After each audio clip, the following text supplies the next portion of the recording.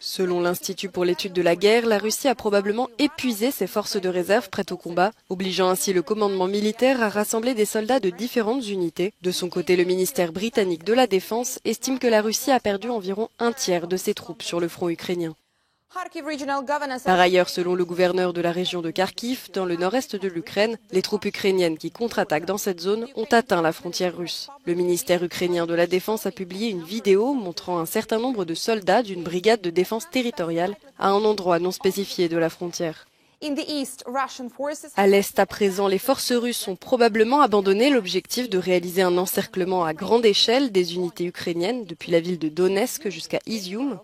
À la place, elle chercherait plutôt à prendre le contrôle total de l'oblast de Louhansk.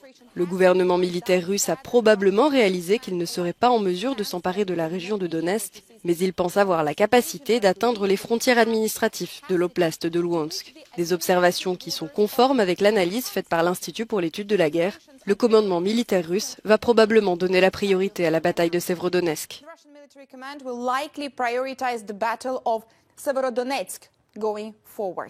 Par ailleurs, les forces russes ont continué à lancer des attaques d'artillerie aérienne et navale sur l'aciérie d'Azovstal, mais les défenseurs de Mariupol maintiennent toujours leur position. Autre constat fait par l'Institut pour l'étude de la guerre, l'état-major ukrainien a noté que les forces de Transnistrie ont repris leurs opérations normales, alors que les forces russes sont restées en état d'alerte, ce qui pourrait indiquer des désaccords entre le gouvernement autoproclamé de Transnistrie et la Russie.